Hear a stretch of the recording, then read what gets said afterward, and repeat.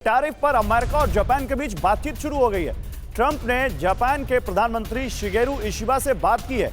Japan की एक team America जाएगी वहां के एडमिनिस्ट्रेशन से बात करने के लिए। जापानीज टीम अमेरिकी अफसरों से व्यापार पर बातचीत करेगी। क्यों? क्योंकि जापान पर भी रेसिप्रोकल टैरिफ लगाया है अमेरिका ने।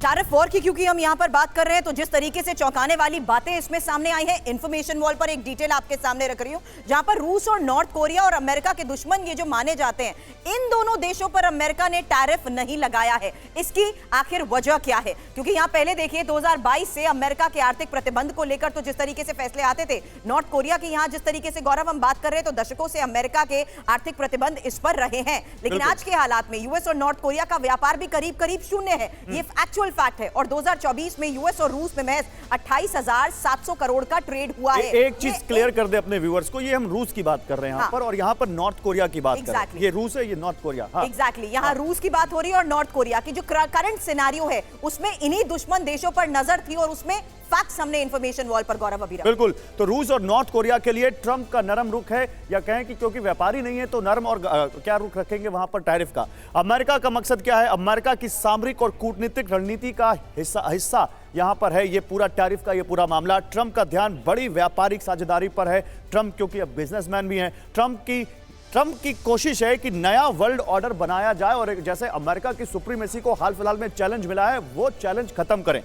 और ये बड़ा अहम है। मैं यामिनी जी आपसे ही सवाल लूंगा इस पर, जो ट्रंप कर रहे हैं, रूस और नॉर्थ कोरिया को उन्होंने छोड़ा, जरूर कोई ना कोई डिप्लोमेसी उसमें है, लेकिन क्या ट्रंप के इस फैसले से हम जो आम भारतीय हैं, जो हमारा दर्शक है, जो टीवी देख रहा है, क्या आने वाले वक्त में उसके ऊपर भी कोई बड़ा असर पड़ेगा?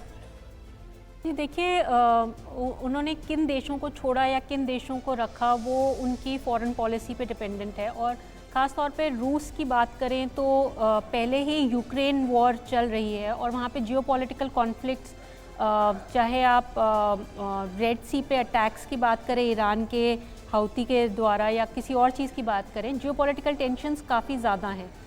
टैरिफ्स में भारत की बात करें तो भारत के ऊपर 26% का टैरिफ लगाया गया है, जिसका जो बाकी सभी देशों के टैरिफ से लोएस्ट टैरिफ है। और ये भी देखा जा रहा है कि भारत क्योंकि एक मैन्युफैक्चरिंग एक्सपोर्टर में नहीं ज़्यादा जाना जाता, पर इसलिए ज़्यादा जाना जाता है क्योंकि वो एक सर्विसेज एक्सपोर्टर है, तो इतना ज़्यादा असर नहीं पड़ता।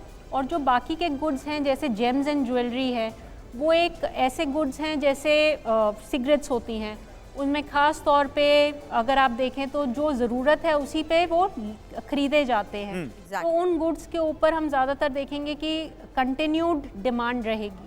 बिल्कुल। और फार्मास्यूटिकल पे तो टैरिफ लगाया भी नहीं है, सेमीकंडक्टर्स पर टैरिफ लगाया नहीं उन्होंने, तो ये भी भारत के लिए एक अच्छी बात